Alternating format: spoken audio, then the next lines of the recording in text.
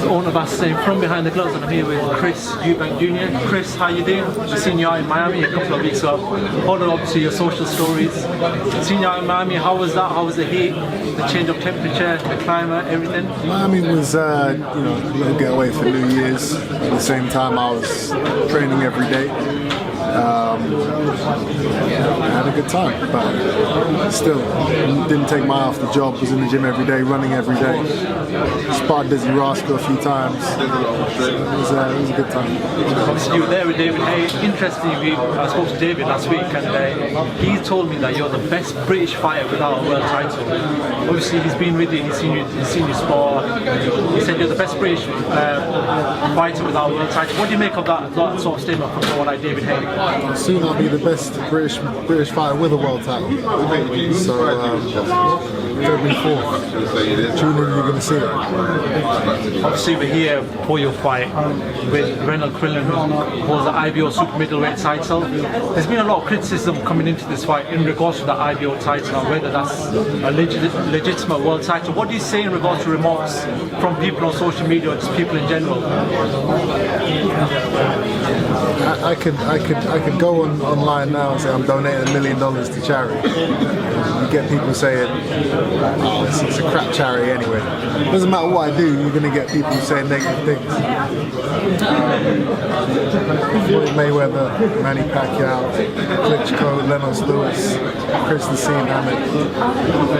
These guys have all held IBO world titles. Kennedy Golovkin is the current middleweight IBO world champion. So you can't tell me this is legitimate, and it's a huge opportunity for me to put myself in and amongst the best fighters in the world.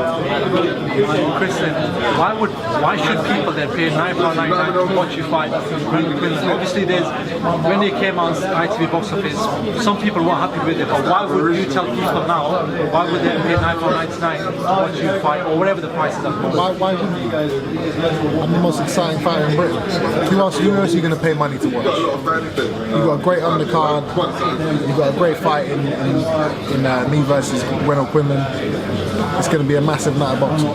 £10 is a steal. So you spoke about Lennox Lewis when you talked about the IBO title just then. Obviously he's coming to commentate on your fight. One thing he did say is that you're making a mistake in reducing yourself to one trainer who basically helps you for fitness. What's your response back to something like that? Every fight is different. Some guys need a different trainer for every aspect of what they're doing in the sport. I haven't needed that throughout my career.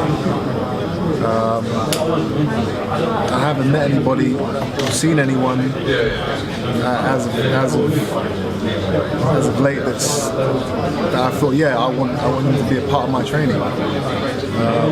Maybe there are guys out there, I don't know, but right now I'm just sticking to what I know. I'm just sticking to what's got me to 24 wins. Are you comfortable with your setup at the moment then? Of course I'm confident. You see what I do in the gym, you see the performances I put on. Other fighters fight the way I fight. So I'm more than comfortable. I spoke to one of your rivals on Monday, Saunders, and he said to me that this whole event's a complete con. It's a complete con of an event, that's his words. What do you say in regards to that, in response to that? Saunders fought in a leisure centre in front of 300 people in his last fight. That means it doesn't matter what he says. He has no say in anything. Nobody cares about Billy Joe Saunders. The only time they care about him is if he's fighting me.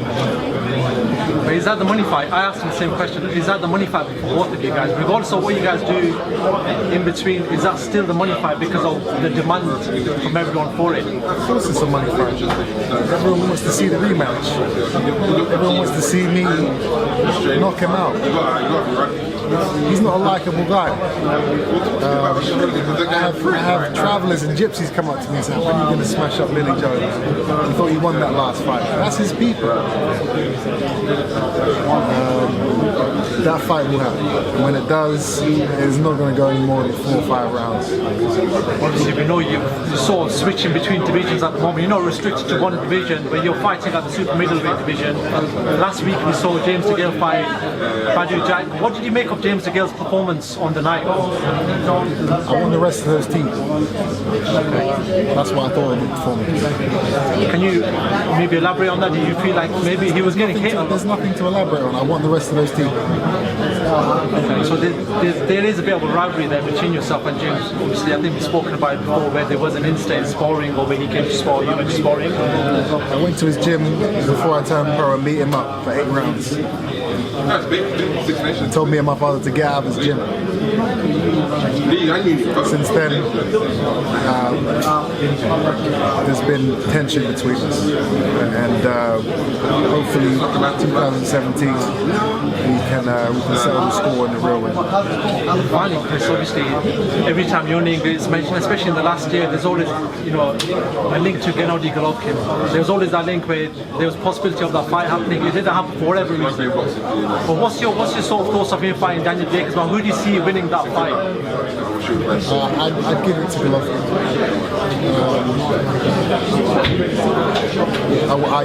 Golovkin will come out on top, and that's good because that's the fight I'm looking to get, and I want to be the man to take it on. Chris, what do you want to say to your fans who will be following you from day one, and people who are going to just tune into ITV Box Office on February 4th and going to be at the arena to come and watch the fight? It's going to be a beautiful night of boxing. We've got a great undercard. We've got a very exciting fight between me and Renold Quinlan.